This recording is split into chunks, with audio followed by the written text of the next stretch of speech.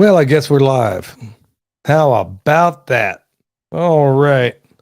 Well, Jack's not yet with us. In fact, he was just recently broadcasting, so we'll see if we got everything squared away. Let's make sure our signals are going as they should. Let's see here. I know this got posted a little bit late, so we'll see what's up here. Let me go ahead and get the comments.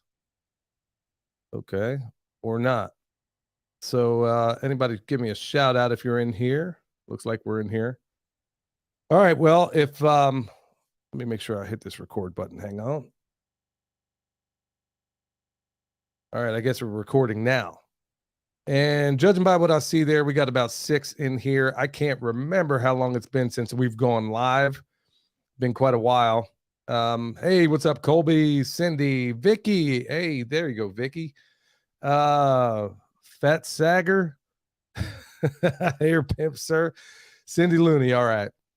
Well, like I said, I may have to do this solo. I'm not sure because, like I said, Jack was just broadcasting, so I'm not sure if we got our signals crossed or whether he's going to make it or not, or what the deal is. But he's a busy guy, and he's been talking a lot about biochar since I make a whole lot of bone sauce and everything out there. At least I try to. It's been really tough as of late to be able to do that. It only makes good sense if I can stack functions. That's a real deal permaculture gig, okay? Stacking functions. So which means if I'm already going to be out there burning anyway, doesn't it make good sense to go ahead and try to go ahead and stack functions? Now, William has made, in fact, he's done this before, exactly when we were trying to figure out how to make bone sauce. William basically said, hey, if we're going to do this, let's go ahead and do some biochar. And we did. And to my understanding, it turned out pretty doggone well. And we did a number of things with it. So that's what Jack's on here, or what I'm waiting on him to come on here to do. And we're going to talk all things biochar. So let me go ahead and give a shout out to the folks that are in here. Cool. Okay. I didn't really expect so many so early. It's been quite a while since we've been live. Trash Can Bees, Bonnie Klein. Okay. From this distance, I thought it said Klein. Don't be a simp. Hit that like button straight from my man Jed over there. OPG Life. Yo, here we go all the way. Yeah, airborne. Isle of View Homestead. Billy, what's up, P.I.M.P.? And remember, for those that are easily offended, remember P.I.M.P. stands for Permaculture is My Passion.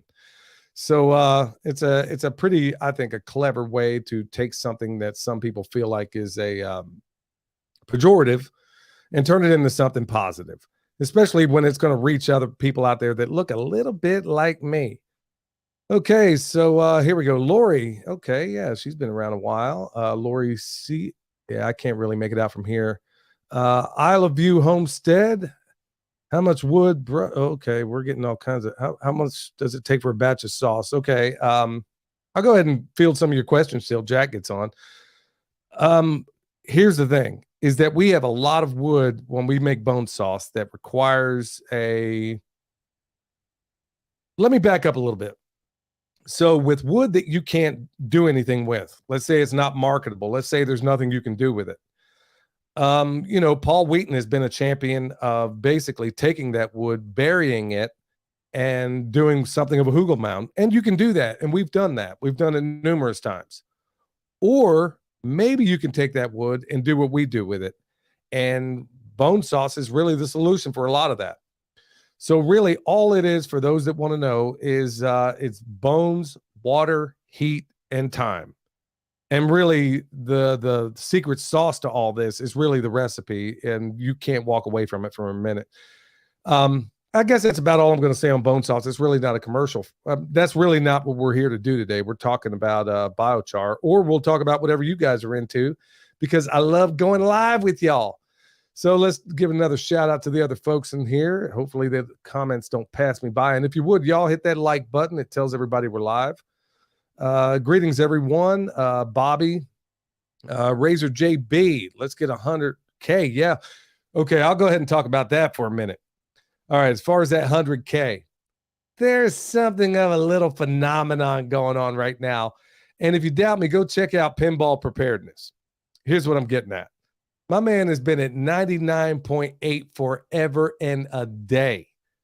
I mean, he was literally blasting up the charts. You look at his numbers, the guy gets thousands and thousands of people to check him out every single day. And then it kind of stretches any common sense for me to believe that he just stopped at 99.8. So if you don't already know who he is, go over there, check out Pinball Preparedness, get him over 100,000 because they're playing games. And when you talk about things, the powers that shouldn't be don't want you to talk about, well, that's one way that they put the smack down on you. They elevate that pin pan and bam, unleash on you, and they try to keep you suppressed. And then they'll open up the floodgates a little bit, then they'll slow you back, or videos that you think are going to do good, and then they slow you back. You know, it's what it is. So I'm already seeing the same exact thing happen to us as we approach that 100,000. So the scales aren't exactly balanced. They're a little bit sleazy, and I think you know what time it is. Okay, so let's go ahead and go. I'm sorry, y'all. I am the least capable person on the planet to run these to run this sort of thing. So I'm just have to go through it. I know I missed some people here, but I have no idea how to even scroll this thing, y'all. I'm something of a Luddite. I can barely operate the phone I got in my pocket right now. Okay, does anyone know if propagating trees from cutting works better with the leaves cut or left on? Okay, typically when you're going to graft, you're going to remove those leaves, and you're going to leave about 3 buds at least on there. That's the way we like to do it. And then if you want, go ahead and spend a little bit of money and get yourself a grafting tool. It makes all the difference in the world. In fact, it makes this little omega shape, which I don't think I'm going to be able to draw right here. It makes a little bit of an omega shape where it fits perfectly, and the water and all the whatever sheds away from it. So, yeah, that's exactly how you want to do. That's how you want to roll with that. Do you think you guys can make a video at some point composting in arid conditions? I've been having the hardest time getting my compost to finish because it dries out no matter what I do. Okay, great question, Trash Can Bees. So I'll go ahead and cover some of that composting. For anybody that doesn't know, give me 1 second. For anybody that doesn't know, we're doing a series over on Patreon, not to be exclusive necessarily, but because we're showing you basically a new method of composting to us. And we're basically taking all of the knowledge we have with composting and combining it with what we've learned from Dr. Elaine Ingham. Okay. And it's turning out to be fantastic. And the reason why it's on Patreon as opposed to YouTube, number one, is to thank you for all the people out there that support us on Patreon. And like I said, you can support us for as little as $1 or up to 25, depending on what it is you want to do and your ability to give. So we've been going through this compost series, and I'm going to go ahead and address your question right quick. When you're in an arid environment, you're going to have to really, really, really play with your moisture in terms of a tarp. So when you're doing anything in terms of composting, it's going to have to be under a tarp 9 times out of 10, or you're going to lose a lot of that moisture.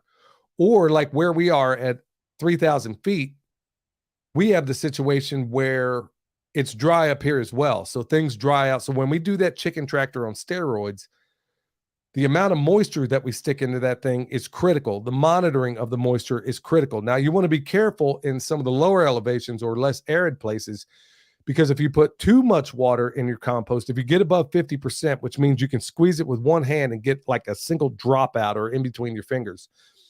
If you play with that too much, then it's going to restrict the airflow to get into that pile. So you want to find that happy spot. But in your case, in an arid environment, I'm going to seriously suggest that you cover that stuff up, and you might want to go a little bit higher on that moisture. That's going to be your biggest problem there. So make sure you get it absolutely cut up. So Wing Walker, what's up? Melody, Samantha Richardson, I got ant problems. Okay. Maybe I want you to think about that a little bit differently in terms of ant problems.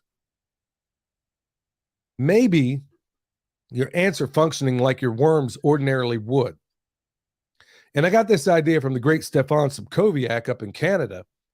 And, you know, a lot of us think, okay, man, we got this ant problem. Oh, shoot. You know, how maybe these are the guys that are actually doing the transfer down into your soil.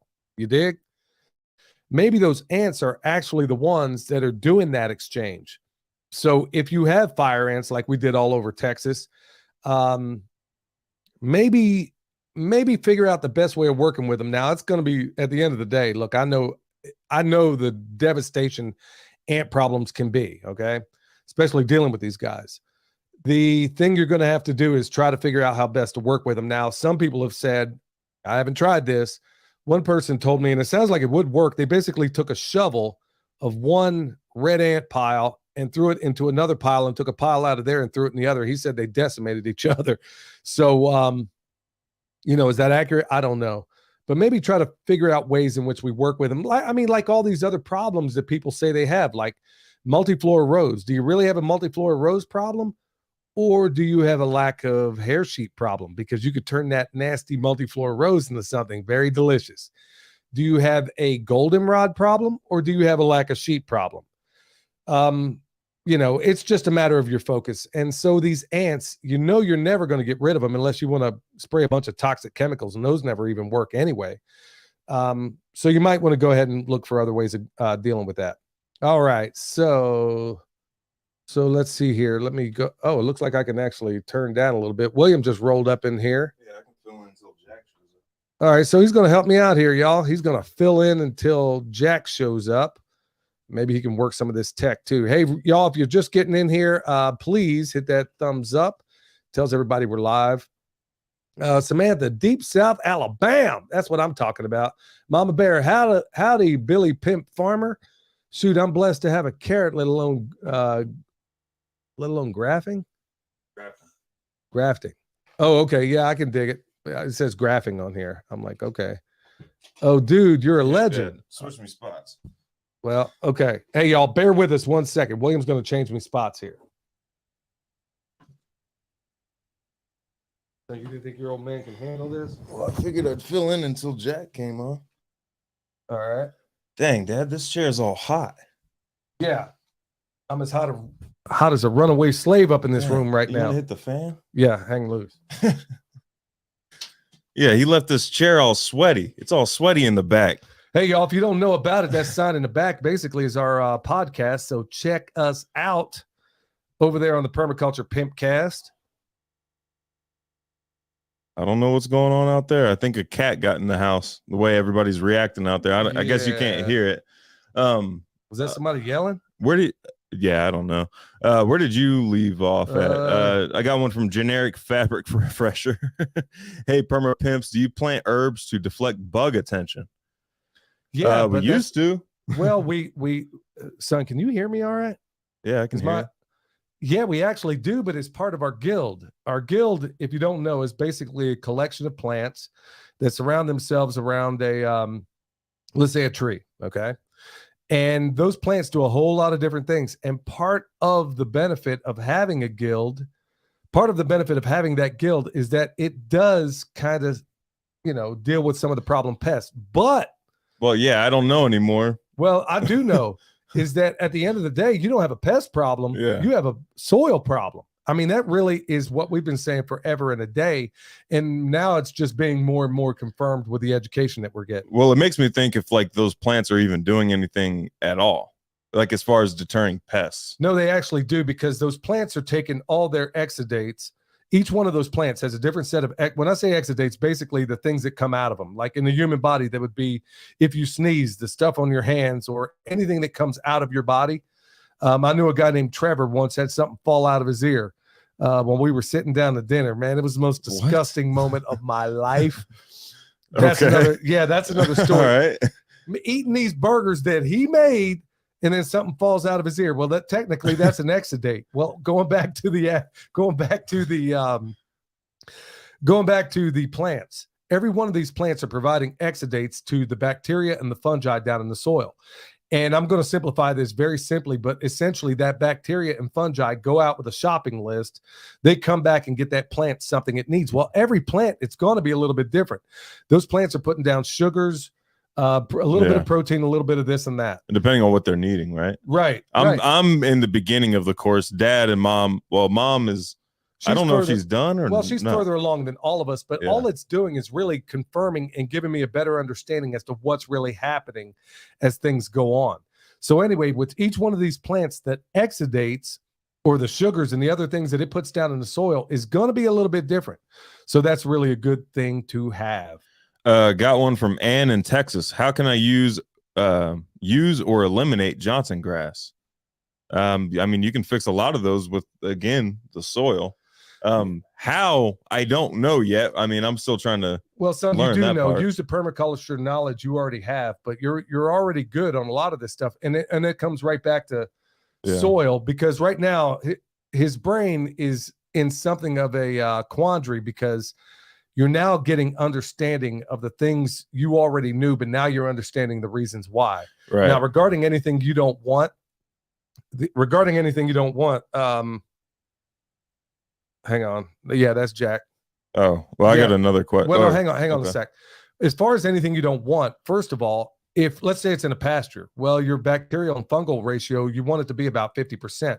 But most pastures and most lawns and most everything else is typically bacterial dominated. So maybe to get rid of that Johnson grass, or maybe to get rid of, like in our area, that silver grass, we know that if we move it from a bacterial system into a fungal system, if we can make that transition and get it from a bacterial to a fungal system, or equalize it, then guess what? It can't find a home here. In fact, we did a video not long ago where we're showing right up against the fence, where that stuff, your mom had she is a freaking genius.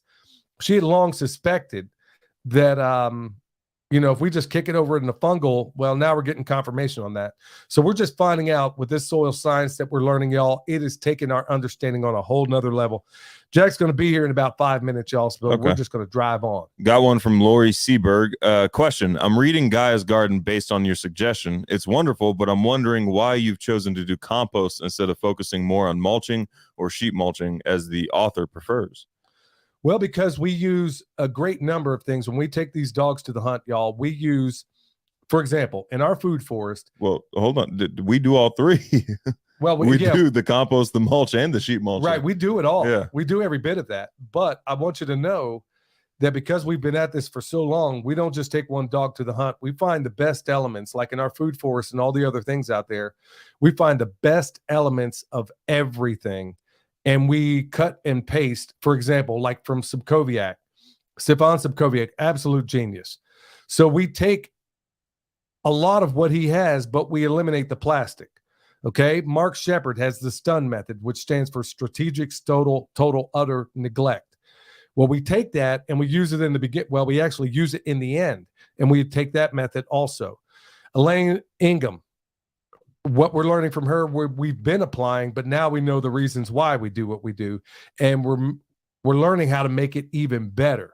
So if you think what we were doing before was decent, y'all, I think your mind's going to be blown what you find out. And then what we talk about with Jack today, it's one more element.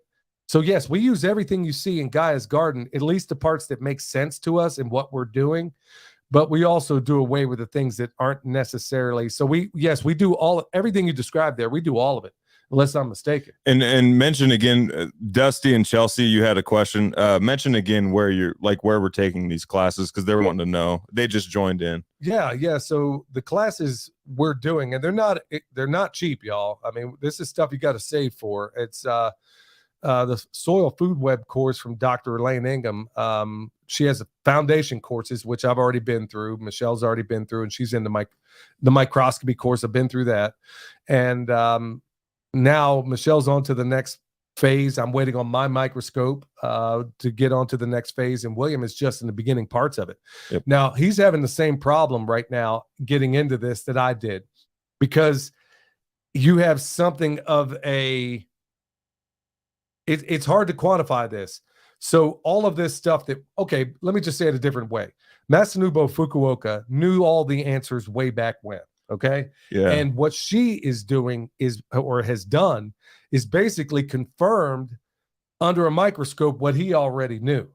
Yeah. It's giving you here are the microorganisms that are responsible for what you thought was going on. And it's not that difficult, y'all. I mean, when you realize how simple and easy this stuff is, now, as far as that course, it's going to cost you about 5 Gs, unless you can get it on sale. So it's not cheap. But if this is your career, if this is your life, if permaculture is your passion, as it is ours, then I feel it my responsibility to spend. I mean, like I said, y'all, we don't drive new cars. We don't drive new trucks. We don't drive anything new. We have to sacrifice. I just got done replacing a battery and an alternator in that old car. And then how much was that battery, by the way? Oh, yeah, that battery was $180 something. That was with the core charge. So that was after the core charge got, exchanged. And then the alternator was like almost $200 too. Yeah. Okay. Well, thanks for breaking that on me. Yeah. Remanufactured too.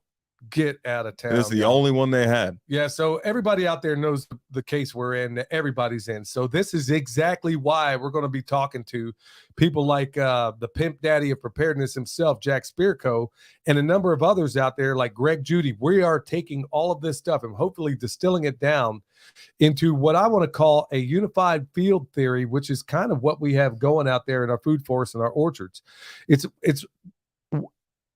It almost sounds arrogant, but I don't know how else to call it. It's basically a unified field theory of all the best elements that we've learned from everybody that we've either learned from or worked with or whatever the case may be. So, what else you got there, son? Hatfield Homestead says, I have an opportunity to take an accelerated PDC for $900. 3 weekends in July. We are just starting out. Is it buying the cart before the horse? Well, Yes, I'll tell you, no, not necessarily. Not necessarily. I might have some inside information on this. Well, no, I'm saying as far as doing a PDC, before you put foot to butt on your property, one of the biggest problems people make is they get started in a PDC. They get into chapter 1, chapter 2. It seems boring because you don't get into the exciting stuff until about chapter 3. And so they drop out and then make all of these colossal mistakes that they could have absolutely avoided if they had taken the time to get a PDC. If they had taken the time to get a PDC from like the correct person. Yeah. Just make sure you're going to the right location. I mean, I'm not going to like out the place on air, but make sure you're going to the right location whenever you're doing a PDC. Like check out the reviews. If there's whole YouTube channels dedicating bad reviews to this place, then that should be a sign. Or it shouldn't be unreasonable to say, hey, do you have a list of some of your students I can talk to? Oh, hey, Jack's here. All right. Well, go ahead and add him to the stream. All right. There you are. Okay. Yeah, there's the pimp daddy of permaculture himself. No, he's the pimp daddy of preparedness. He was talking to the pimp daddy of permaculture the other day. We're going to switch seats here in a minute. Yeah, can we hear you, Jack, before I leave? I'm pretty sure you can. Oh, we can't hear Jack. Let's work on the sound. What about now? I don't know. Can you? Yes. Yep, there we go. Hey, Jack, give me a second here. All right. You need these. Must be the audio engineer.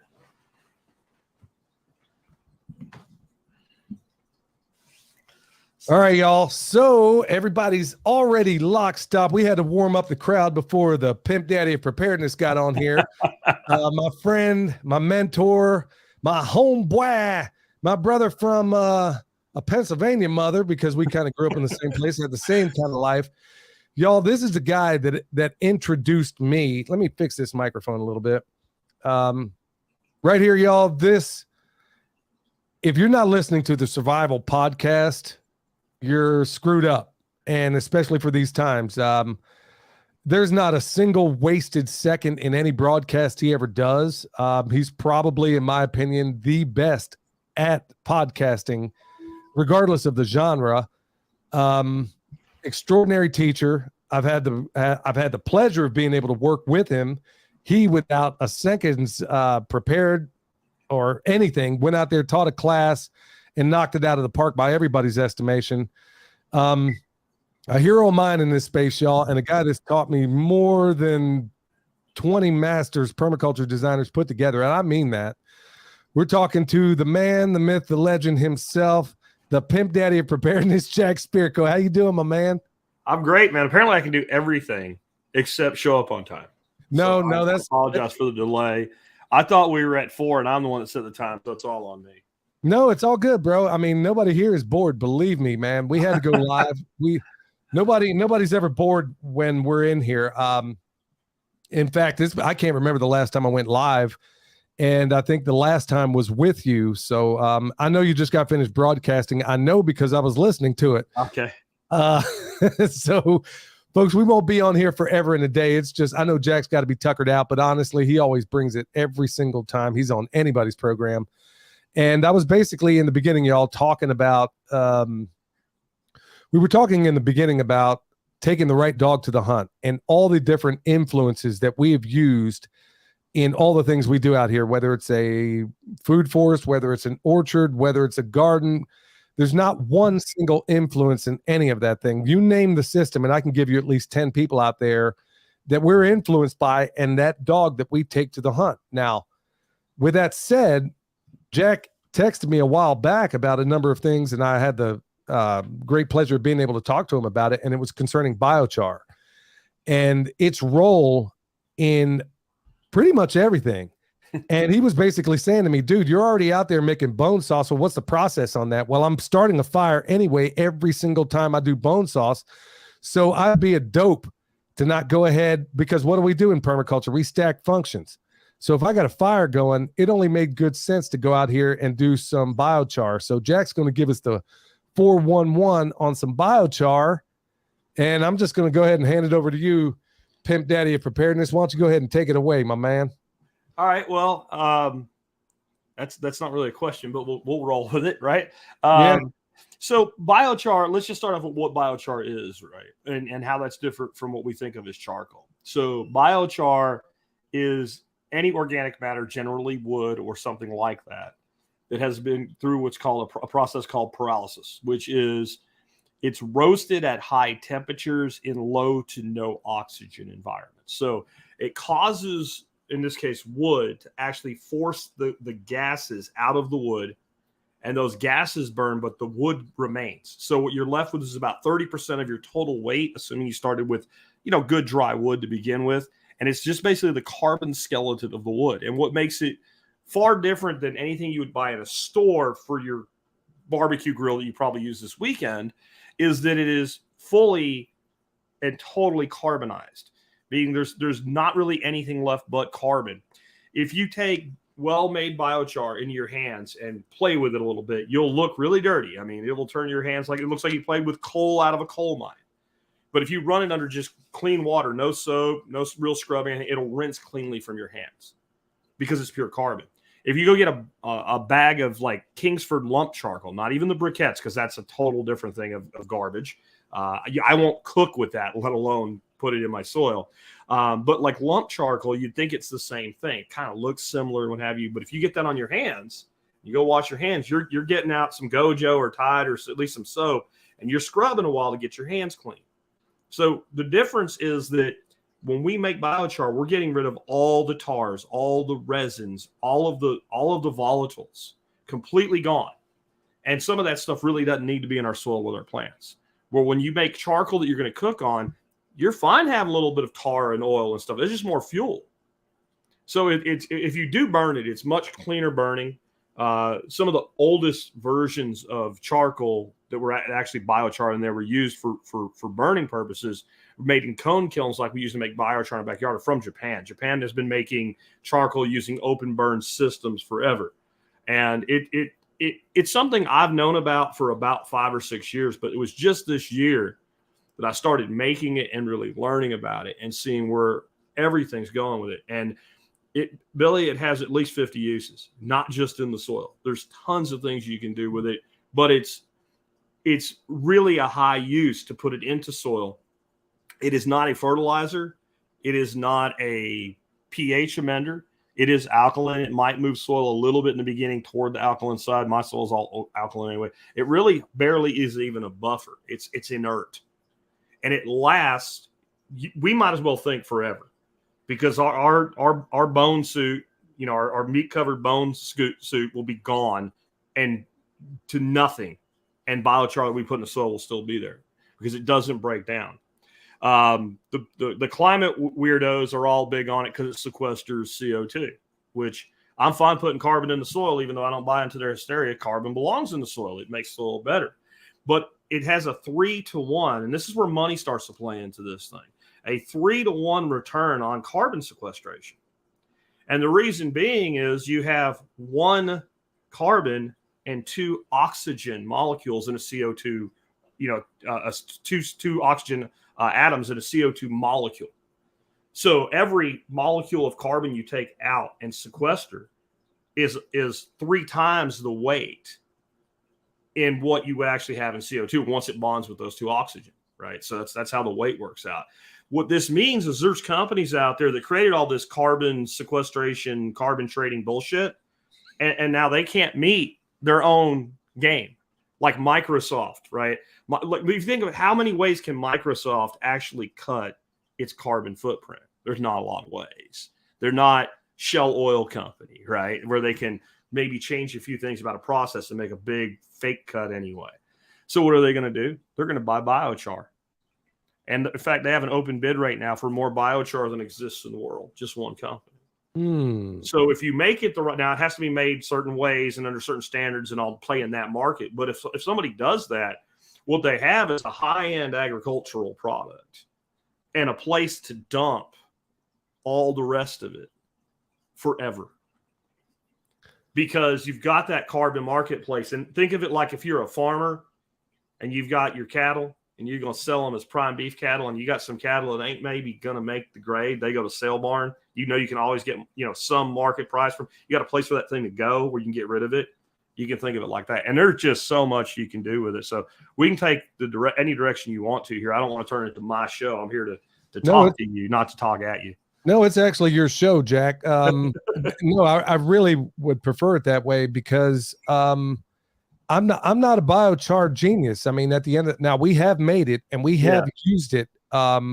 We fed it to our pigs. We were doing an experiment because we can do that out here. We're not the kind of farm where we have to meet certain deadlines. We can do a lot of R&D here. And one of the things we did was basically remove the kelp on demand that we had our pigs on, also the chickens or whatever.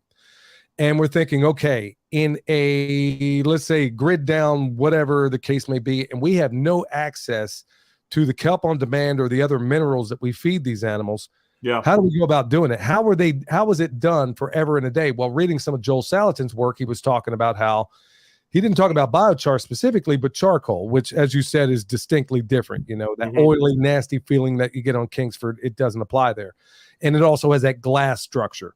We were literally out there feeding nothing else but dried comfrey. Well, let me back that up.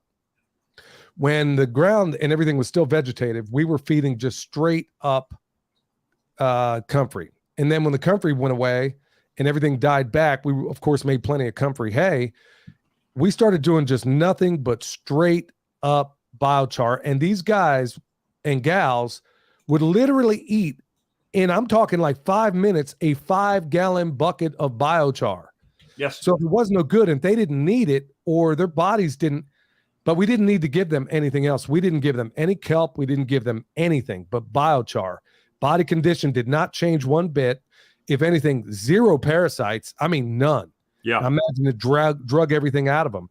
So in terms of your animal systems, I wouldn't mind hitting you with the compost and stuff too, but in terms of your animal systems, maybe you might want to tell me what was going on there. I suspect that it's, to a certain extent, that's a rhetorical question, but also what is it doing in terms of your animal systems? Because you told me how you're using it with your ducks. Yeah.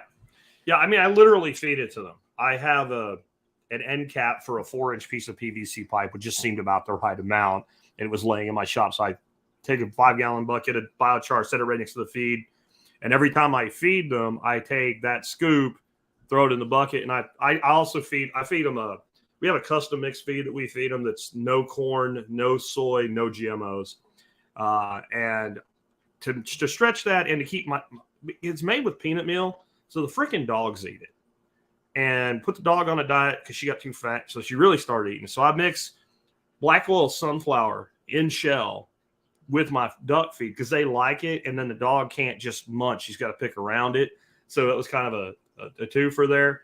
And I throw a cup of that, an end cap of that biochar in the feed every single day. I dump it back and forth for a couple buckets back and forth to mix it up, and I feed them that.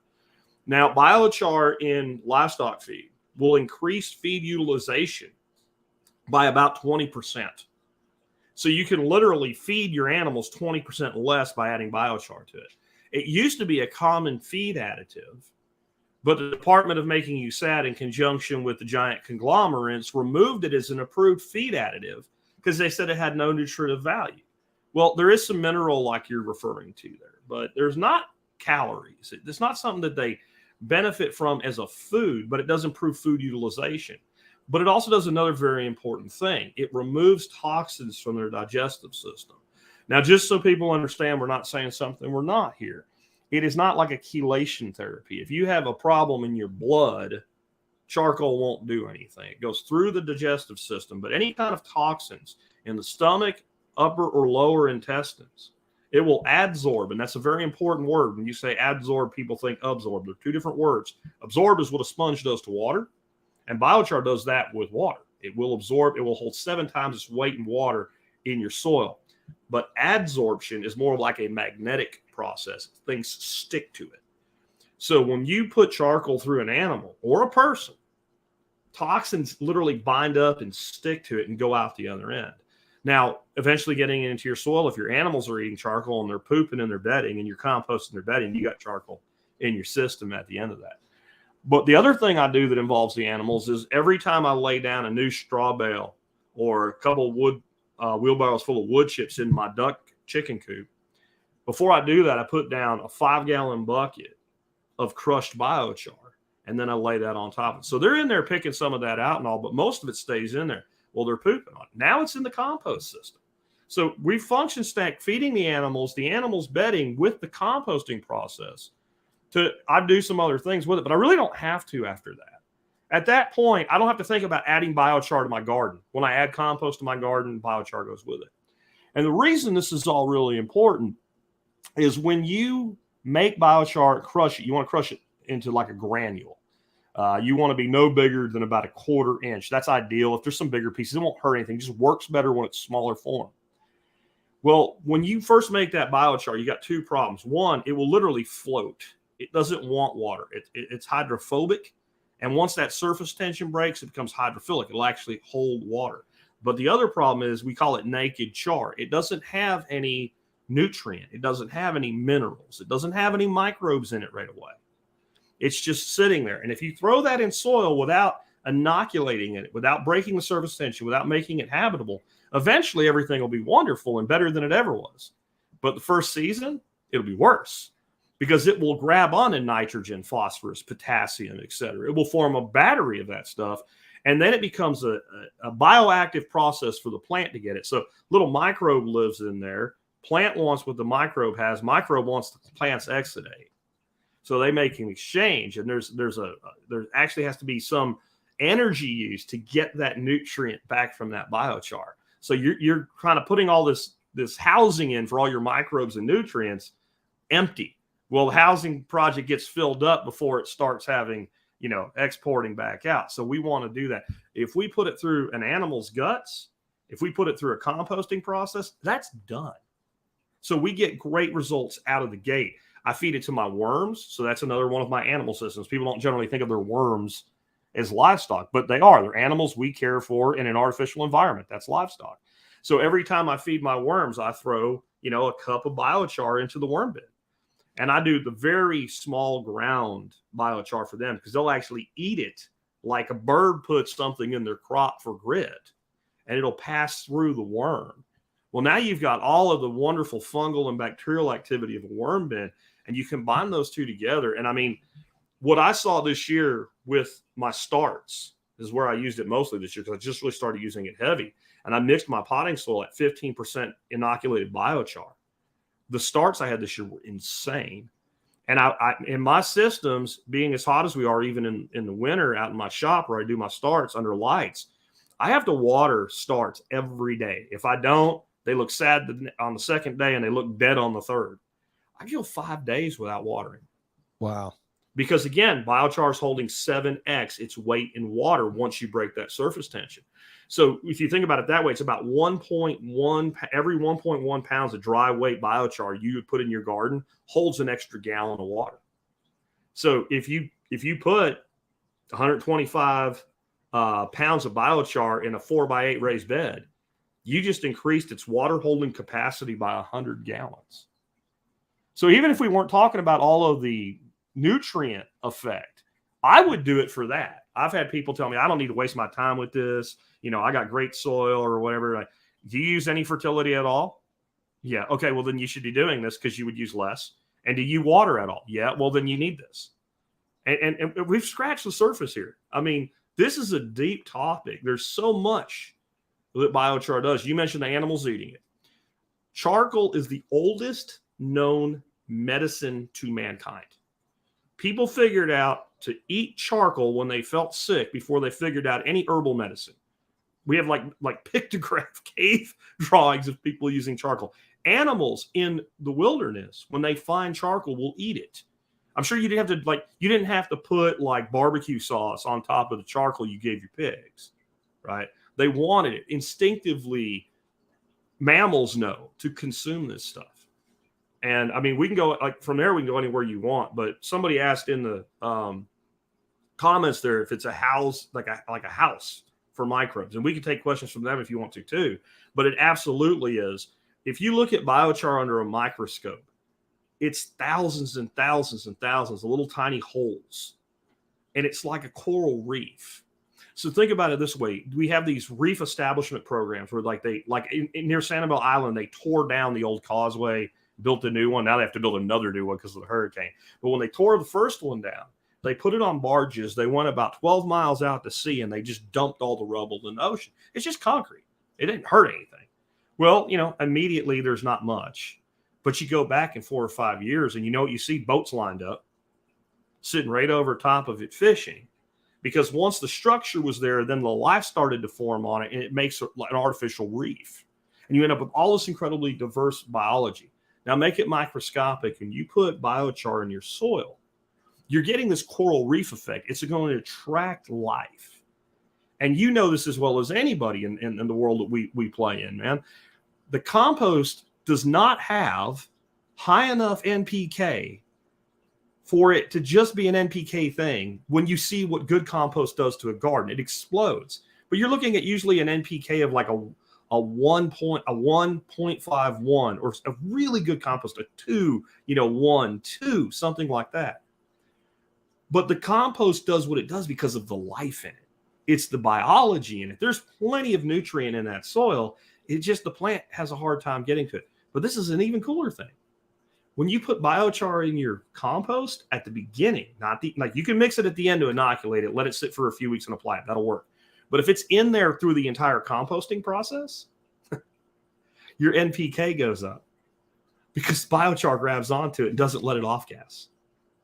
It also reduces the methane that off gases from your compost. Compost is great stuff, but it actually releases a lot of methane, which is a hell of a bigger issue for global warming, if you're worried about that, than CO2 is. It also releases a lot of CO2. Well, guess what happens? The biochar grabs onto it. So that's all nutrient that could be going to your plants. When you compost, you're losing that in that off-gassing. It reduces that. Some people, I haven't gone this far, but some people, even when they make a compost pile, they'll cap it with about 1.5 inches, 2 inches of biochar before they cover it up, so that any off-gassing that happens has to pass through that. And that's, you remember your days in the military? How's your gas mask work? Well, yeah. Right? How did your gas mask work? What was it? What was the magic substance inside Charcoal. that filter? Charcoal. Now it's activated carbon. It's like biochar's older sibling that went to an Ivy League school when they used to actually teach you stuff. Right? It's the same but different, man. It's made with a much more controlled process, but in the end, it's really the same thing. You got me thinking about a couple of things here. Some of it spawned by what I heard you broadcast earlier today, having to do with housing. So how long is it going to be before the mayor of San Francisco says, hey, I got a new housing project. We're going to turn all these people into Soylent Green, turn them into compost. And because Jack Spirko talked about this housing in the form of biochar. Yeah, they're going to turn the giant skyscrapers in San Francisco into affordable housing. I'm like, out of here. They're going to turn that into downtown condos that people like you and me can't afford. Oh yeah. Well, at the end of the day, dude, like I said, maybe the idea is it's just a play on words. They're going to turn them all into Soylent Green, reduce the quote carbon footprint, and we're going to put them in ready-made apartments in the form of biochar. Yeah. Jack, you are the carbon they want to reduce. Do not fool yourself. Bam, man. I think there's a whole carbon. There's a cartoon somewhere in all this, bro. There's got to be. Let's move on over to the compost because I don't understand. Billy and his cartoon friends. Yeah, we'll have to have you narrate that, bro. I never understood, Jack. And I don't get it to this day. There's been this ongoing debate by a lot of the compost purists, let's call them, and their opposition to dealing with anything remotely related to biochar, because I never understood it, because I'm like, in the very least, it can't possibly hurt. You and I have talked about terra preta, and the stuff that you gave me was the closest thing that I'd ever seen of the actual terra preta that I did see. Its consistency and your stories about its activity and how well it worked. I'd only ever seen it once in my life, and it looked very much like the stuff that you had in your hand that time. Maybe not the color exactly, but the consistency sure felt the same. I don't understand. Maybe you can explain to me, maybe everybody else out there, the opposition and where this came from, why nobody thinks you should ever put it in your compost. It's never made sense to me. Maybe you have an answer to that. So it all stems from the fact that there was a group of people actively campaigning against this when it really started to hit stride in the early 2000s. And there was actually fake research or intentionally flawed research done. So, I've explained how we have to make it habitable. We have to inoculate it. Then we apply it. So they did experiments like this. They would take 2 fields, an acre each, that were conventionally farmed for years. So they're already denuded, shitty fields. And then they would take one and they would throw fertilizer on it. They took the other one, they threw biochar on it. They planted corn or beans in it. And then they compared the results and said, well, there's actually a negative effect by the biochar, and there was a huge yield improvement by fertilizer. Well, if you'd have put the fertilizer with the biochar, it would have been even better, right? So there was that, but they were using, again, naked char. And this was done because there were a group of people that really didn't want this to be a thing. And it did come out of the whole world of climate change and all that BS, because they wanted to sell their own solutions. Well, it ended up too many people used it. It worked too well. You couldn't hide it anymore. So when they did what they always do, they co-opted it. Now, the problem with this is all of their slander happened, and it went into people's brains, and it did what it's supposed to do. Program them. That's why when a group of executives get around and talk about the next TV series they're going to do, they call it programming, because all of this is programming for the giant computer in your head that weighs 3 pounds called the brain that people don't seem to want to use anymore. Well, some people try to use it in that world of programming, and it corrupts the code. So there's all these myths about biochar. Well, we're going to have to cut down forests to make biochar. And you got people paying to dump tree waste all the time. The people that do it commercially generally are getting their material for free. Some of them are being paid to take it. Because in some states, because of the regulations, especially like New England, some of the regulations are so tight that these tree trimming companies, cabinet makers, sawmills, etc., they can't just conventionally burn it to get rid of it. And they can't get rid of it anywhere. And they end up paying like couple $100 a truckload sometimes to get rid of this. So Bob Wells is definitely a guy to check out if you want to know more about biochar. He's built some really interesting retort style kilns. He has a place that delivers it and pays him to take it, because they're taking it a half hour less than they used to, and they're paying him half of what they gave the other guy. And the guy literally didn't feel good about him taking it for free because he was solving such a problem for. Now here in Texas, that ain't happening. You ain't going to get somebody to pay you to take stuff they bring you. But there's tons of it out there. And anything that was carbon-based, you can turn into charcoal. I saw one dude, just to mess with people, he made one of them giant beetles. He put it in a retort kiln, carbonized it, and ate it. Because you can eat biochar. There's nothing there. But like if you eat biochar, it tastes like nothing. I don't know if you've ever tried it, but there's no flavor to it whatsoever. It just kind of crumbles in your mouth and dries your tongue up a bit, turns your mouth black, but it's completely inert. So you can feed it to your animals, you can eat it, but you can turn anything. And so we don't need to cut a single tree down to do this. Forest services are starting to use some of the larger open burn kilns because they're going in and they're taking all the dry tinder out of the forest because it's fuel for forest fires, right? But what they realize is it's kind of a problem. You have a lot of material, and a lot of it's not really good for timber. It's not even good for firewood. It's too small, springy, whatever. So what they're doing now, they can throw these kilns in the back of trucks. They go out right in the middle of the forest, make the biochar, and spread it out. Now, back to this flawed research. Here's an example of if you do research long enough, even when you do it wrong, it works. So they did this thing with an aspen grove. And part of it, they added fertilizer. Part of it, they added wood chips. Part of it, they added biochar. Part of it, they added biochar and fertilizer. They didn't say what kind. And then they made a graph over 5 years. And in the first year, the biochar by itself, this is naked char made right in the forest, thrown straight on the ground, not inoculated, nothing. It did the worst out of all of the groups. In the 5th year, it blew every single other method away once it had time for those colonies to form. It even outperformed the biochar that was fertilized, which is why I think it was probably like 10, 10, 10 NPK or something like that, because they didn't say in the study what kind of fertilizer they used. So there's a lot of this malice that's been created, and it's stuck with people. And there's people that just don't like anything that they hear, right? Anything that's not what, they're usually liberals, but they're actually very conservative in their mindset. Whatever they grab onto, they don't want to change their paradigm. Well, you've got something that's been used by mankind for 6, 7, 8,000 years. The terra preta soil is like the earliest examples. They estimate about 6,000 years old, and it's still fertile. And I just did a presentation on this down in Bastrop, and my last slide was a piece of deadfall redwood that a guy had milled a bunch of stuff out of and left this one piece because it wasn't good for nothing. And right in the middle of that stump was a little bitty spruce tree about this big, grown straight up out of that trunk.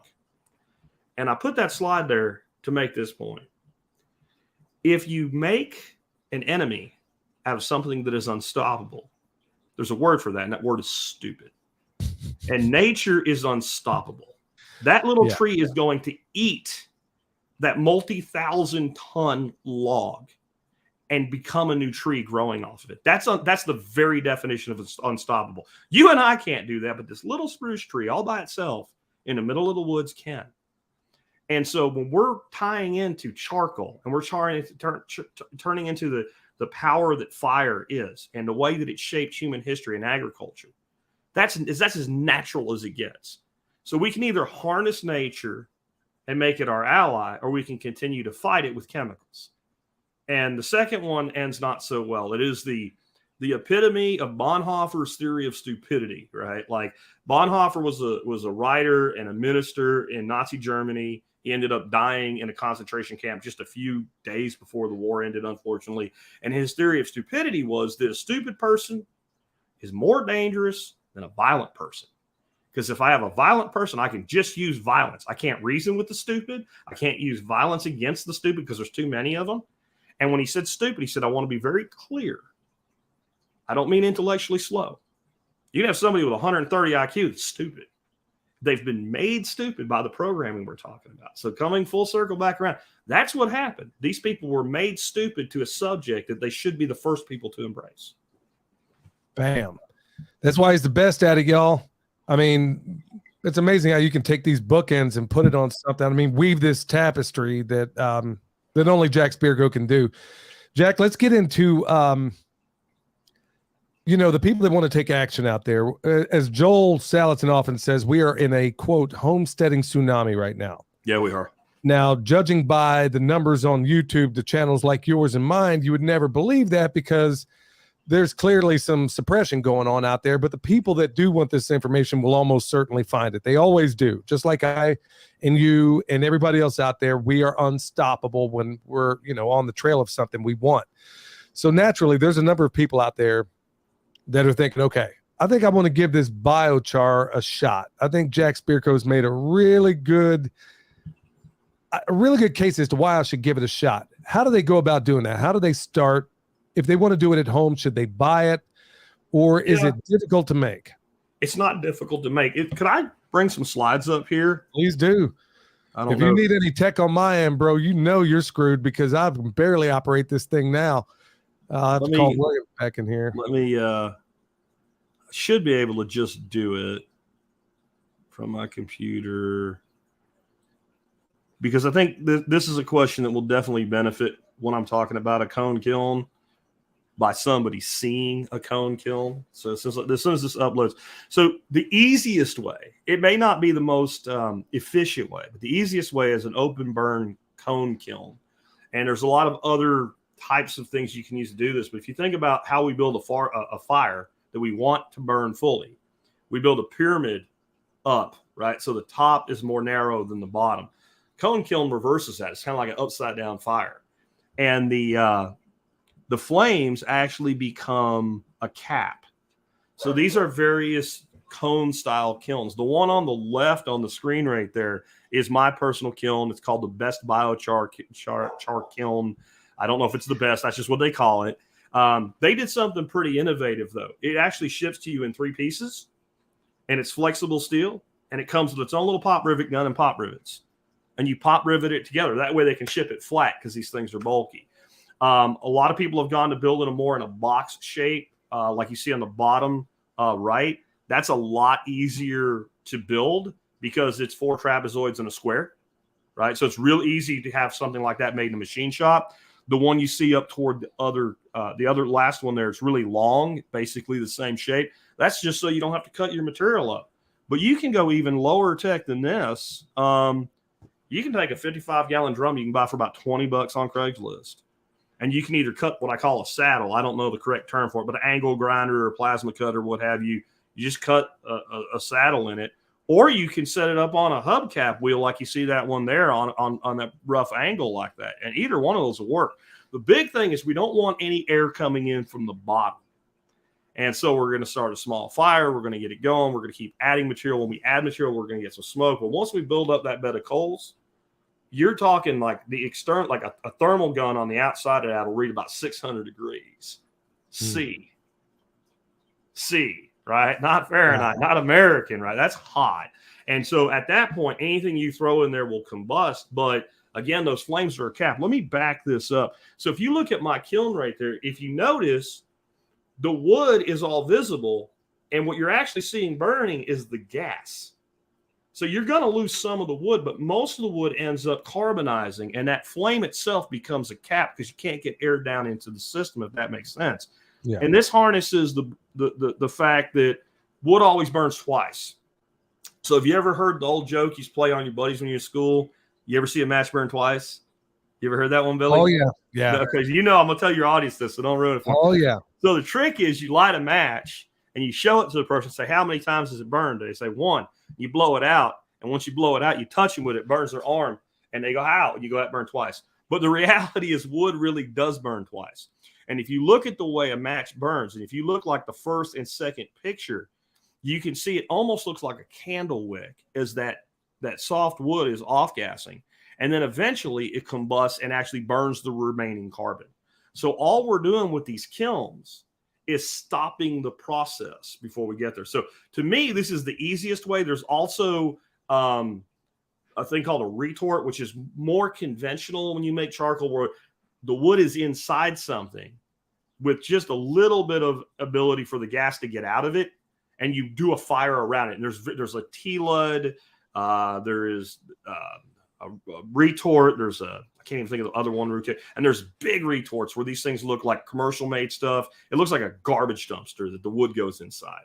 And those are maybe more efficient, but nothing is any easier than what you're looking at right here, because it's just kind of having a campfire, right? I mean, as long as you can size your material to the right size, you're good to go. And so this to me is the starting place. Now, the downside, you have to stay around this thing. You have to pay attention to it. And when your top layer of wood starts to ash, you need to add some more wood. And there's a learning curve. How much do I add and when do I add it? Like the first time you do it, you're probably going to put your fire out. The second, after you fix that, you're going to probably put a little less wood, put a little bit too much wood. You have smoke going everywhere, which means you're not making charcoal when that smoke's going. But in time, you'll learn to add about this much at this point. And then the other thing you got to do is you got to stick around until the burn's done. Because even though everything I said is true about controlling the oxygen flow, if you don't put that out, when it finishes, it will start to fully combust the carbon from the top down. And you'll come out in the morning and you'll have a pile of ash in the bottom, which is good for nothing but, liming soil, basically, right? So you do have to put it out. And we put it out by quenching it. We'll fill it up with water. That's what I do. So people like to just lightly do it, or you can always end up with some burning. I completely soak it, and I add some wood vinegar when I do that. And I learned that from Michael Whitman at Blue Sky Biochar. If you add wood vinegar when you quench your biochar, and I don't mean much, I mean a kiln that size, and that's full. It's probably 15 gallons. The amount of biochar you get out of by the time you crush it's about 8 or 9 if you completely fill it up. But if you add that wood vinegar, it actually breaks the surface tension and speeds up the process of getting water into and making the biochar hydrophilic, where it actually wants water. It actually sucks that water up, and then you drain it. And there's this belief that you can't use a wood chipper with this stuff because you'll make a giant black cloud. If you put dry biochar in a wood chipper, you will in fact make a giant black cloud, and you won't like it. If you quench it and then let it dry, completely drain it and let it dry for 2 days is kind of the magic number. You can put it right through a wood chipper, and it comes out. It is the best looking granular I've ever seen come out of any method of doing biochar. And so that's how I'd recommend getting started. If you don't have a leaf blower or you don't have a wood chipper, a good strong leaf vacuum like a steel will do it really well for you. Or you throw it in an old feed bag and drive over it with your truck until you're happy with it. You'll never get all of it down to a fine granular that way, but it'll work. I mean, do you think that the Aztecs and Amazonian Indians had a leaf chipper?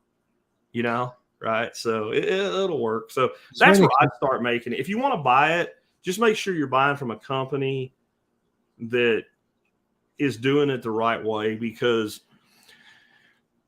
you can make biochar out of a lot of things, and not all of it is really great. It's not all really great. If you want to pull that slide down or whatever, I don't have access to do that, but there you go. Let me just refer. Okay, so you could make biochar out of things like bagasse, which is like what's left over when you squeeze sugar cane, or corn stover, or things like that. And it's fine to be used more in an industrial thing, and it will put carbon in soil, but it doesn't have all those really great holes because it doesn't have that structure. So it's just a dust. So if you're going to buy it for use in your garden, make sure you buy it from somebody that's doing it right, making it out of either hardwood or softwood.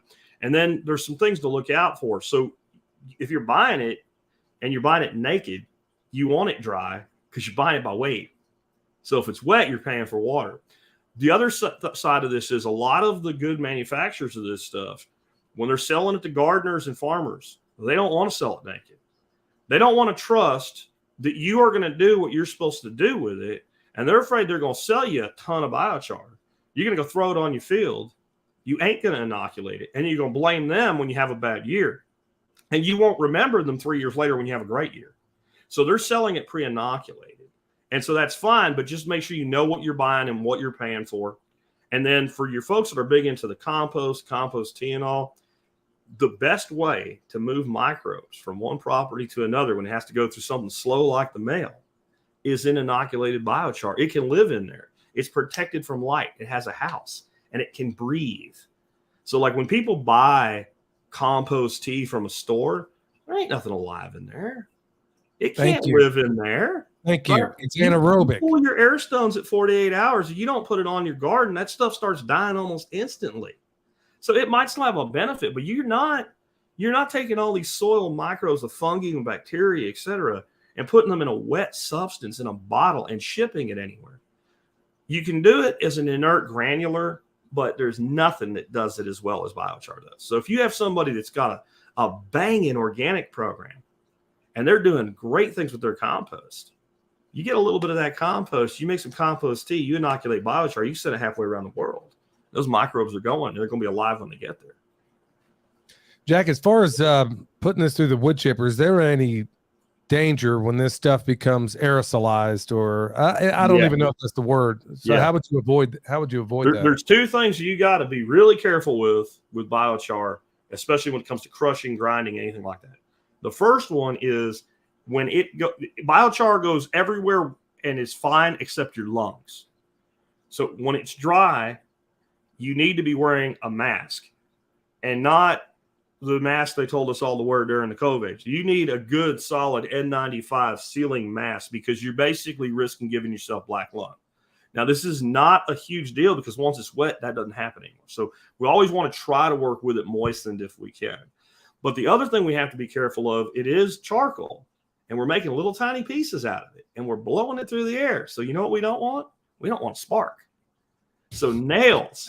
So no, I'm serious, because if you drop biochar with a nail into a wood chipper, you could make a bomb. Oh now, my goodness! This is why and I can never remember what the hell they call this thing. It's like a badger or a bobcat, but it's something like that. But it's not what it is. They call it something named after some animal. The commercial operators use it's basically a giant leaf vacuum. It kind of looks like a water buffalo. You remember water buffaloes from the military days, right? It kind of looks like it has a giant suction thing on it, and they climb in these big retorts and they suck that charcoal up. Well, those things are designed. So, and I don't know exactly how the hell they pull this off. It won't vacuum up a nail. It just won't go in. It won't pick it up. It's like it's not light enough or something. Huh. So that's what they use, because when you're vacuuming it out like 4 metric freaking tons of charcoal in a box, you get a spark, you get a boom. So those are the two things you have to be careful of. Dry char, whenever you're working with it, you need to mask up. You know, we can make fun of the mask stars all we want, but there's a place for masks, and that's one of them. And then the other one is you need to be careful you're not going to create some sort of a combustible event. You know, that never did occur to me, that really it'd be no different than working in a grain elevator. I mean, in fact, worse potentially, because if you think a grain elevator go kaboom, get a boxcar of biochar to go off. Yeah, I'm glad you pointed that out, bro, because it didn't even occur to me. Good night, man. We're getting quite the education on this. Jack, is there any other place? I mean, folks, if you have it, I don't recall what episode it was where Jack actually did practically a dissertation on all things biochar. I wanted to get him on here to kind of wet your beak.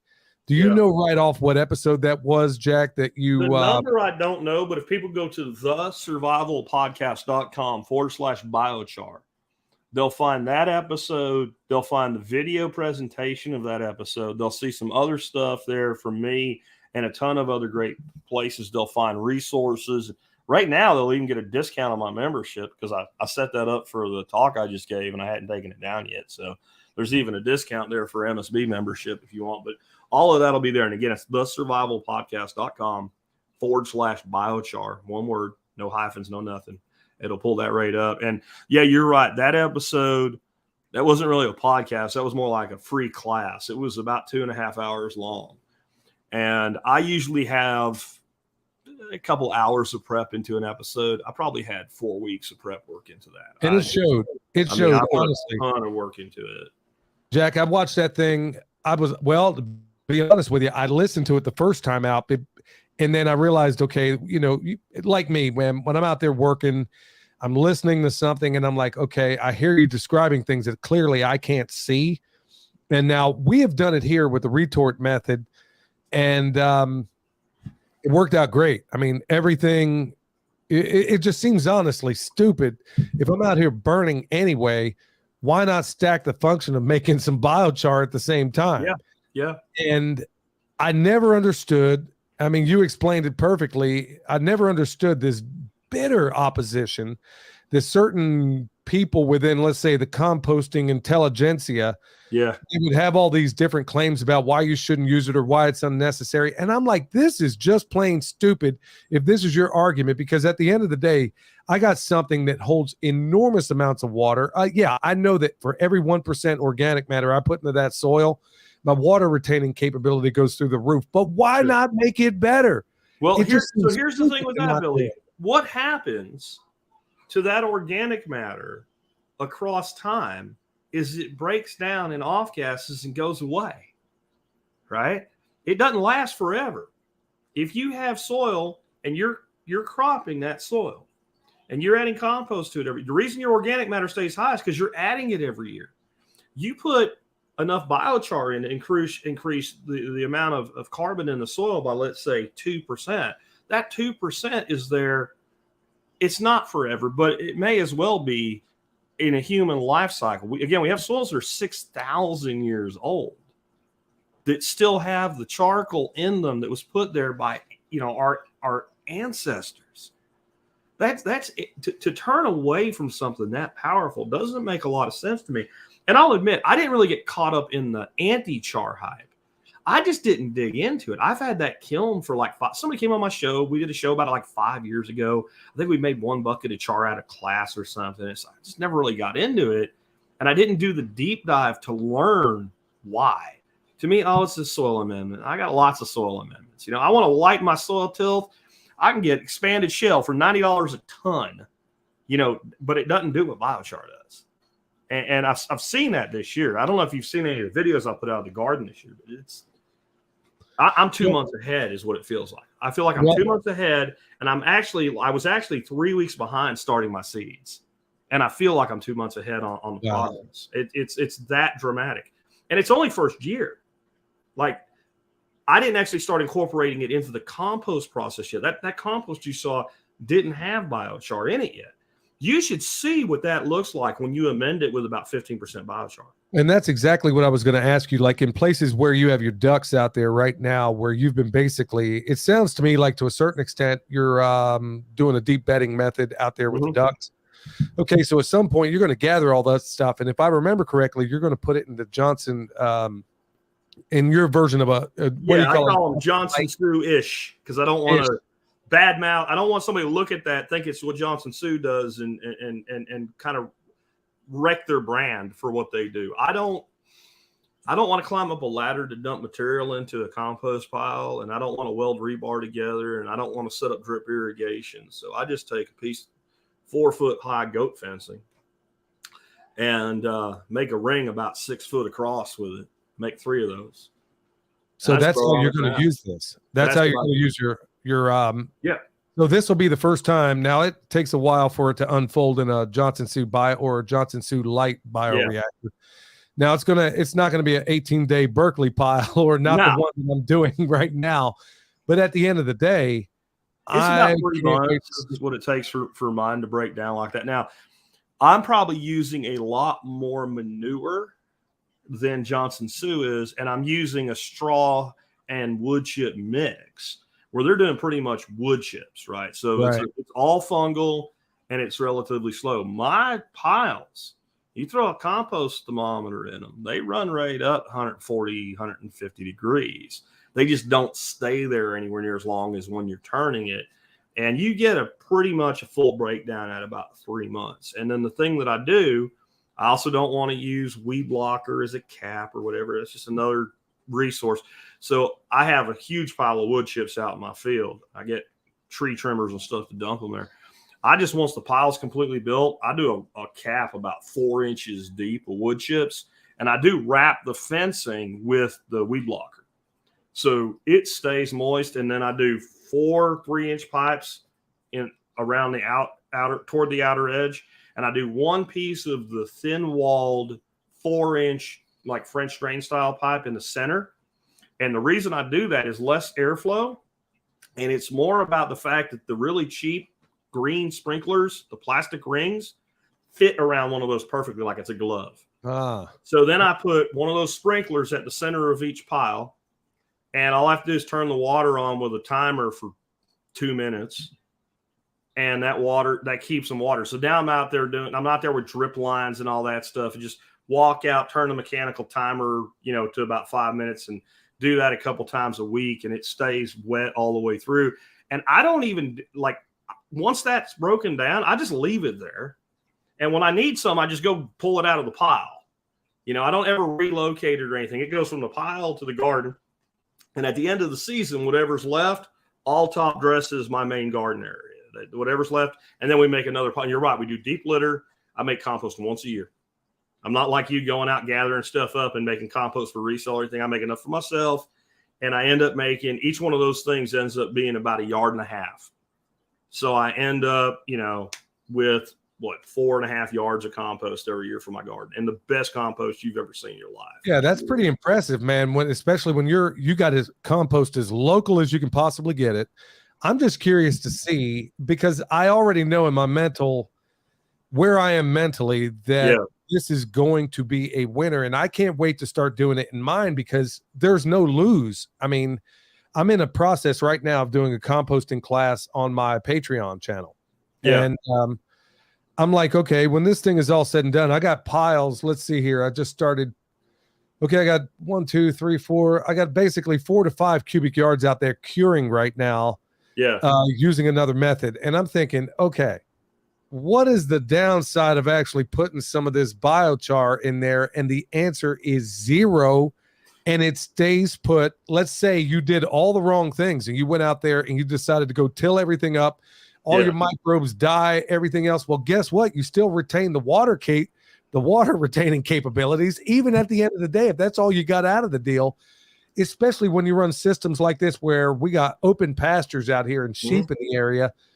Is there a way? Let me ask you this real quick, Jack, and I know you probably got to get going too. I'm good, man. I'm good. I made time for you. Yeah, I want to. How would you use this in a pasture setting?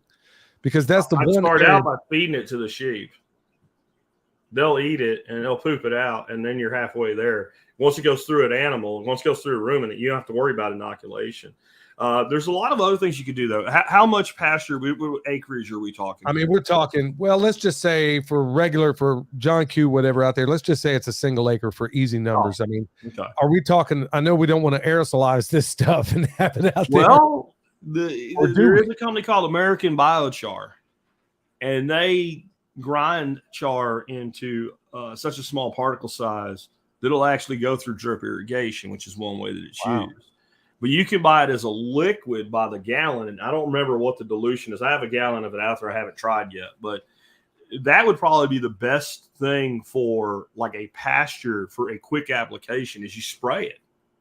So we don't want to aerosolize dry char, but wet is no big. And once it's wet, it's good. And I had it's a husband and wife team that run that company, and I think it's American Biochar. And if you just go to my site, you can find it on that biochar page, or just search for biochar using the search box. And they had pictures when I had them on, and they went to, it was a park, and they did a trial, and they just basically sprayed one side of the park, turf grass that kids play on, and didn't spray the other side. And 3 years later, the difference was incredibly dramatic. And they did core samples, and the roots got down like, it was something like 12 or 16 inches deeper on the treated side than the untreated side, which was, there wasn't enough biochar in that to do a lot of things that we're talking about. They said that themselves, but whatever it did, it opened up those pathways and let the root, and all it was is that it was a much deeper rooted turf grass, and deep roots in perennial pastures is everything. Right. That's what it's all about. I'm sure if you've seen the pictures of dudes, like with some of the prairie grass, where like dudes standing and they got the root cleaned off, and it's, 18 foot of root. That's not going to ever suffer from a drought. I can't do that here because I go 4 inches deep and I got rock. So you ain't ever getting through that rock. But yeah, I mean, that would be one way. Feeding up to them would be another way. Making compost.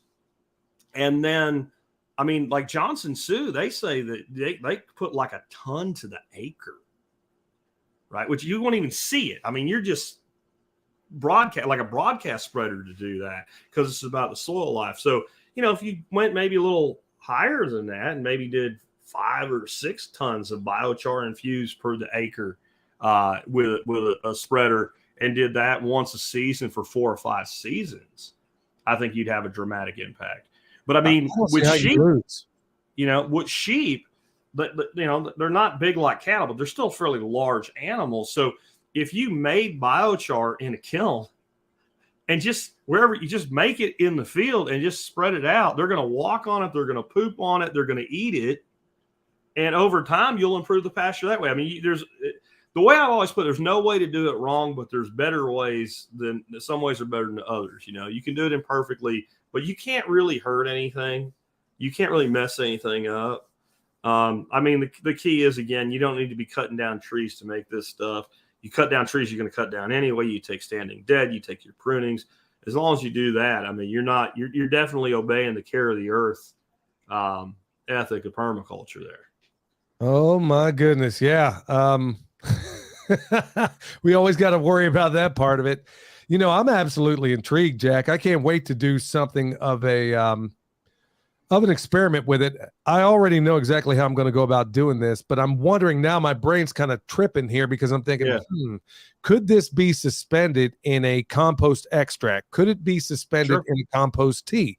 Well, if the answer is yes, which clearly it is, I mean, obviously, like you said, we can get it to go through sprinkler heads. Yeah. So we're essentially putting out, if, for example, let's say you have a jacked up pasture, high compaction, it's barely bacterial, you know, it's definitely got no fungus in it. If you were to just go through and take a patch, what I intend to do, I think, is to go out there with a, let's say what do you call them things you jump on and it basically aerates the earth, or you can turn the soil over, broad fork. Okay. Let's say you have a broad fork. I wonder if you were to take this stuff and suspend it in some sort of aqueous solution and stick it down in the holes of a broad fork where you can really get this thing down there, maybe 2 feet. I bet you money, like the people you described putting it over the park, to me, it just seems like common sense that the microbes eventually are going to find a home in there. And then as the season unfolds, these microbes now, because they have a home, now they can make it down into the soil. Then with every rain, you know, it gets a little further into the soil, you know, and then a little further in the further still. I wonder if I were to go out there with a broad fork, take a couple of test areas, because I think I want to do that because we do so much R&D around here. I think I want to actually do that. And my hypothesis is I think it's going to knock it right out of the park. I don't see how you lose. If you, I just brought in a screen share.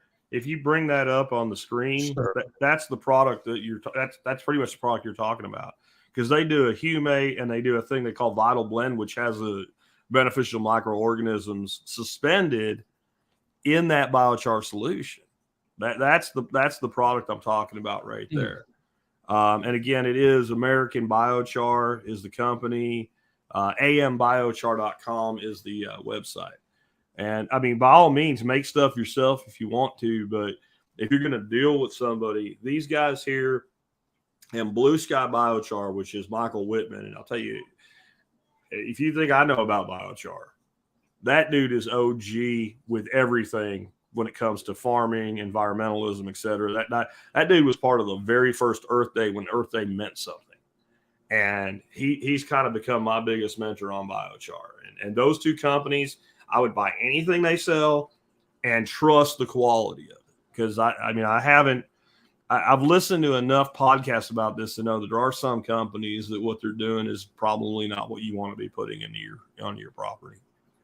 Wow. And they can find, they can go ahead and find, folks, somebody posted up in here what episode that was Jack did where he talked about this, but you want to go over there and become a member of his member support brigade and all the other things. I wish I could find that doggone thing. It was 3,200 and something. Apparently it done flipped past me right quick. Folks, you're going to want to go check 3,250. That's what episode it is. Okay. But you're going to want to go over there and listen to this, folks. I don't often listen to podcasts twice, but that's one where I had to. And I was thankful to do it. And the reason why, number one, whenever I listen to something that to me is an education, and that truly was an education, I inoculate my brain with it while I'm out there working. And then when I know there are things I got to see, because I have to remember this, I don't have the benefit of being able to go back there. So when I watch these things or when I learn these things, it has to be in my cabeza. No two ways about it. I got to be able to retain it. So when I went back and watched it, y'all, it knocked my junk into my watch pocket. I ain't kidding you. I'm sitting here thinking, Jack, okay, I've heard, I can't believe that this just slipped my radar. I can't believe that I don't know.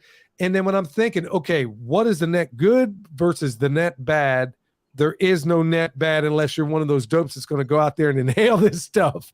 So I'm thinking, okay, there is no way I'm not going to do this. Yeah. I just want to make sure that I have, because we do a lot of R&D out here, what I have to make absolutely sure of, I want to do a control with Yeah. just biochar. I want to do it with the compost. I want to do the compost by itself. I want to see, Yeah. I want to do test batches all the way around. Yeah. And I already have a hypothesis about, because like you said, it's been used forever and a day. It's in the Terra Preta. It's in the best soils on the planet.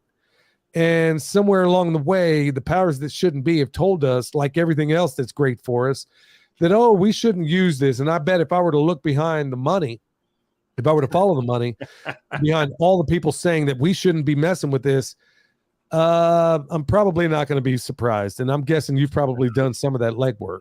Yeah, like I said, that whole campaign kind of fell apart, and it fell apart about 2012-ish is kind of when they gave up. And then by 2014, it had been completely co-opted.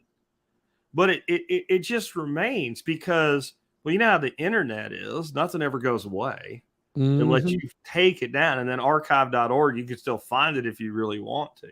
Unless it's Hunter Biden or Hunter Biden. Yeah, it gets memory hold by the press. You know, that's a different thing altogether. But I mean, I'm not saying that scientists would intentionally flaw research, cough, hydroxychloroquine, but they tend to do it at times because, you know, the most honest person in the world, you can make them tend to be dishonest if you just start laying hundreds in front of them. And a lot of people, like, they ain't going to sell out, but when them hundreds start to turn in $10,000 grants, and there's 5 of them or 6 of them or 100 of them, and you can't do your research without those grants, you start doing research the way the people with the money tell you. There's an old saying, I can't remember who said it, was a statesman from the UK back in the 1800s. And he said, when one hand gives money to another hand, the hand that does the giving is always in control of the situation because it's always held higher, right? Mm-hmm. The hand that puts the money over is always above the hand receiving the money. So the receiver of the money is at the bequest of the person giving money. And that's all this was about money. Once they figured out how they could make money out of it, well, all of a sudden, maybe this stuff isn't so bad, but the residual programming still out there in those brains. I can't find anything to say negative about it. It does take some effort.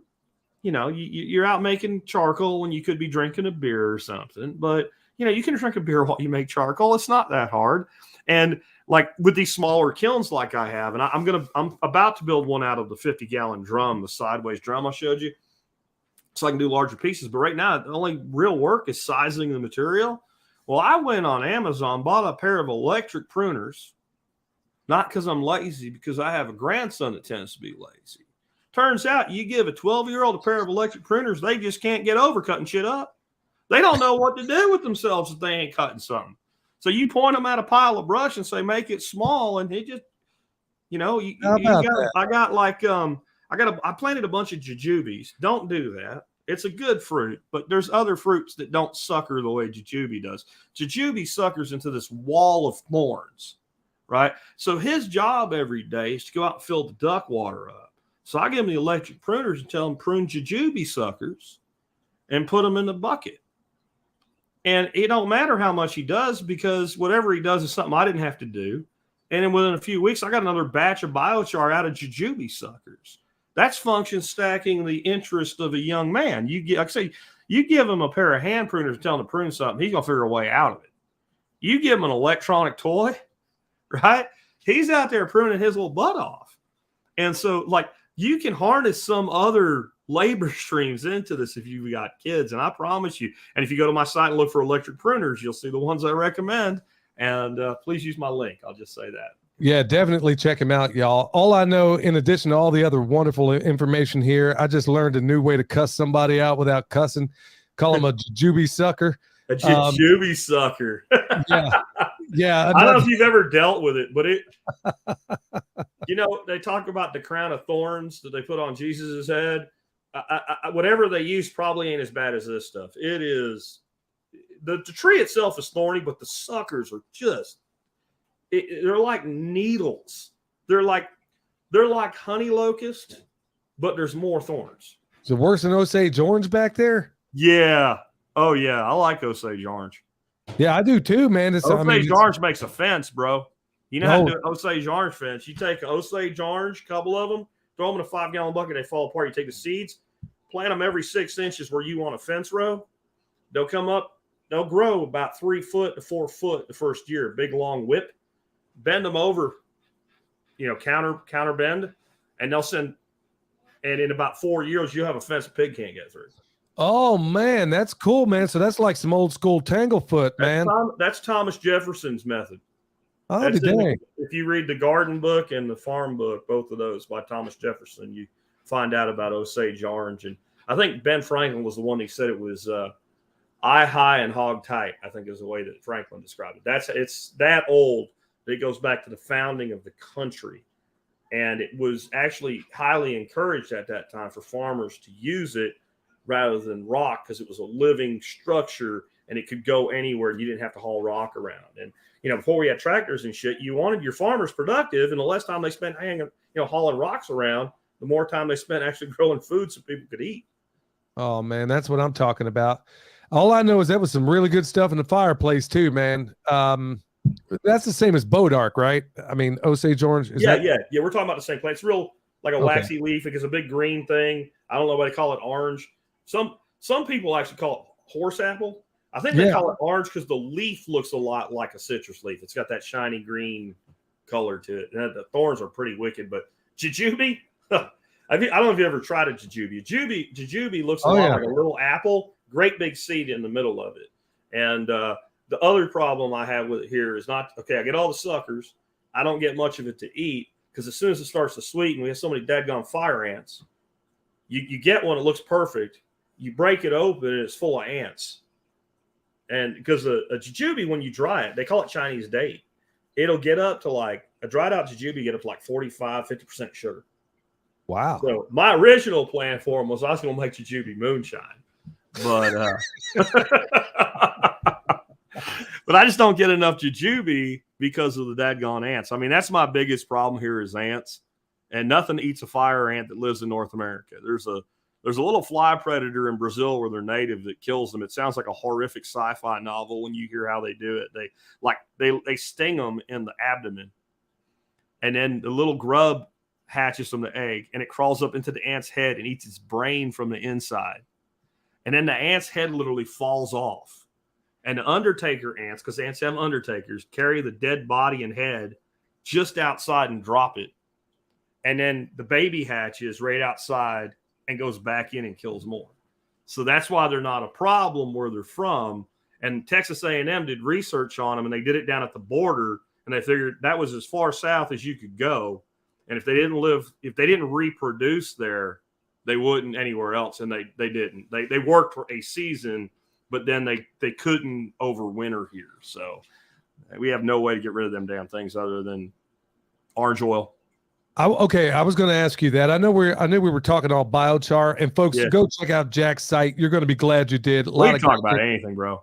Yeah. Okay. So I want to switch into that real quick because I know one of the biggest questions I get asked, because when we lived in Texas, I didn't have a solution for it. I basically took Stefan Subkowiak's way of looking at it in terms of, you know what, if I can't destroy these, if I can't find a reasonable way of, keeping them in balance, maybe I should just take solace in knowing that maybe they're doing some of the work that the earthworms were doing when you think about the exchange that they do at the surface and underneath. Okay. So I was sitting here wondering if, like you said, I know for a fact, based on the information I know, is that depending on what pest is coming on, messing with whatever, I know that there is a fungal solution that will do exactly what you described. It will go in there, tunnel into the thorax of whatever said beetle, bug, whatever pest there is. I gotta believe, or are you aware of anything? Because before you got on here, somebody asked that very question regarding fire ants. Do you know of anything? So I haven't looked into this yet. Nick Ferguson, who's part of my expert council, said there's a nematode they've discovered that will eat larvae and eggs of fire ants. And you can buy this nematode and you mix it into a sprayer and you spray it, and it supposedly wipes out fire ants fairly well. Now, the problem that a lot of things like that have is if I kill all the wildebeest and the zebras on the Serengeti, I don't have any lions anymore. So if it works, then if it specifically targets one organism, once it wipes them out, then they die too, and then the fire ants come back. am a believer that I use chemical warfare as limited as possible, but fire ant is worthy of chemical warfare. And I use 2 tablespoons of orange oil to a gallon of water, and I drench mounds. And I don't try to get rid of all of them.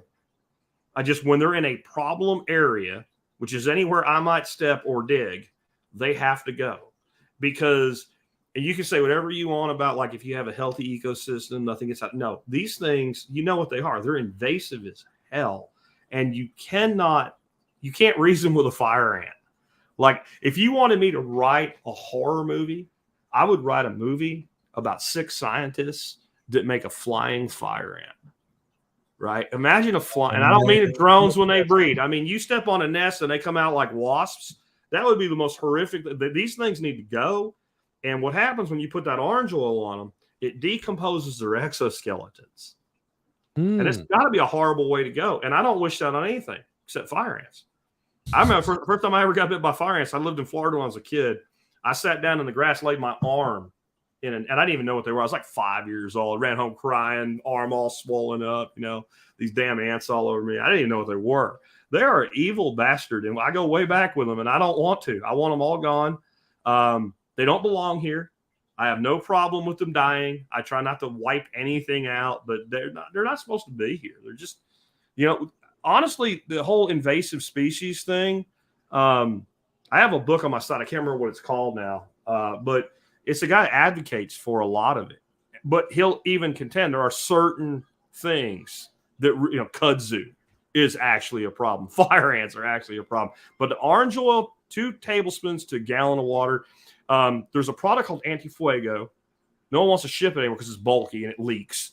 But it's basically compost tea, horticultural molasses, and orange oil. So you can make that yourself. And what that does is first it melts the insects. Then the sugars attract beneficial soil organisms. And the compost tea improves the soil. So while you're killing fire ants, you're improving things. Most of the places I kill fire ants are not places I'm really intensively cultivating. So I just use the orange oil. But if I have to use it in my garden, I do that. And if you don't want to make your own compost tea, like Garrett juice, something like that, you can use as your compost tea component. And that does a really great job. There's people say if you get really a lot of biological life in your soil, fire ants don't like it. My gardens, I can stick my arm down to my elbow in the garden. It's growing incredible, and fire ants still colonize the garden. I think it has a lot to do with where you live. Like where I'm at, moist soil is a premium. So if you have moist soil, fire ants are going to go in. And my freaking compost piles of freaking ants. The Johnson Sioux method, you're supposed to put a couple pounds of worms at the end, after it's kind of broke down and the heat's gone down. If I put worms in there, the ants just go in there and kill them all. So, I've even used the orange oil on my compost piles because I'll go in there and dig and they come up and bite me. I'm like, okay, you got to go. You got to go. And the orange oil will knock back some of your growth for about 2 weeks, and it goes completely inert after that. So if they were on something that was doing really well, they might get a stay of execution because I don't want to knock that growth back. You know what I mean? Yeah. But as soon as it's over, as soon as that plant's chemical death. Chemical death, man. Better living through chemistry. Hey, I was wondering, Jack's a while back, a guy we mutually know, Nicholas Bertner. Okay. I could swear that he told me that there was an old boy in Dallas renting out anteaters. I could have swore. That sounds like something he'd say. Yeah, I don't know, man. I don't know how effective that would be. I mean, do you know how many ants are in one fire ant? I don't know the answer to that, but I know it's in the hundreds of thousands. That have to be a hungry ant eater. And I mean, I've tried to figure out a purpose for them. I mean, if you take a shovel and stick it in there, they'll run all over the shovel. Oh yeah. So I was like, I'll feed my fish these freaking things. And I just put a shovel in there and then bang them off in a bucket and dump their ass in one of my little fish ponds. Well, my intern at the time, a guy named Josiah, said, well, before you do that, he didn't have a lot of good ideas. This was a good one, though. He's like, let me check into that. And he found out the people that tried to do it, daggone fish died because the acidity and the toxins in the ant venom, actually, if they eat enough of the fire ant, it kills them. So I guess an anteater probably would get around that defense, but I just can't see an anteater. And I've heard, dump pasta water in. You kill the ones on the surface. You got to get the queen. That's the key to any kind of insect that has a queen, hierarchical structure. And that oil, it just follows the water down the pathways and it knocks them out. I've had big mounds I may have had to drench twice. Most of them, one drench, gone. Wow. Easy button, bro. Easy well, button. Totally organic, too. Now, understand it is a contact chemical poison to anything with an exoskeleton. So that's ladybugs, lacewings, etc. So this is not an indiscriminate used product, right? This is targeted application. And I promise you, when you drench a fire ant mound, you're killing nothing but fire ants because nothing else lives in there. That's right. I know you were an evil little kid like I was. You used to throw shit in there to see what happened. And you know what happens. Right? All the time, man. Grasshopper, the whole grasshopper and ant story, there's a flaw in that. Yeah. Yeah, Bro, ants eat grasshoppers. I remember growing up in Pennsylvania, man, we would go down to the drugstore and buy fireworks. I mean, it was not uncommon. We get M80s back when they had real M80s literally off the doggone shelf back there. And of course, we didn't have fire ants back there, at least not where I was. But this guy here, A Million Pumpkins, says, hey, man, mix 1 teaspoon of depleted uranium. Bro, I don't even know if that would even work. No. Oh, my goodness. No, you probably create. Don't do that. You're gonna make flying horrific fire ants from my story. Don't go doing the real like learn from science fiction. Don't emulate it. Hey, don't worry, man. There's some company out there working on that right now for us. There's some chimera. Yeah, it'll be some chimera flying fire ant with my face on it somewhere. Who even knows? You don't even want to know how you get stung, bro. Okay, every time I'm with Jack, it's going to get wild, y'all. Yeah. You know what time it is. Hey, Jack, I got to get running here, and I know you probably got to get going too. Man, thank you so much for your gift of time and also this fire ant, because I know a lot of people out there. That's one of the biggest questions I get when I do these lives, man. Orange oil, two tablespoons to the gallon. It just kills them. Make sure if you buy it, you're buying actual orange oil, not people sell it pre-prepared, not in concentrate. And that means that you bought a gallon, you get a gallon. That's enough to do like 1 mound. Medina is the company to buy from. Medina orange oil. Well, there's a lot of people out there collectively saying thank you. There's going to be a lot more once this goes out as a podcast as well. Jack, where can everybody find you as if I even need to ask? They should know. They can go to the survivalpodcast.com, or if that's too many letters for you to type because you're a Gen Z type and you ain't got the attention span to type all that out, you can just go to tspc.co and it will redirect. And everybody listening should do it right now just to see if a domain name can really end with CO instead of COM. Try it. tspc.co. Go there. And then once you go there and you see it works, text your friends and say, go check this out. Don't tell them what it is. Just everybody here, text your friends, tspc.co, and say, check this out. All right. That's what I'm talking about, y'all. There you go. Straight from the pimp daddy of preparedness himself. If you haven't checked out the Survival Podcast, y'all, you don't know what you're missing. You'll be glad you did. Hey, thanks so much, Jack. And thanks everybody else out there.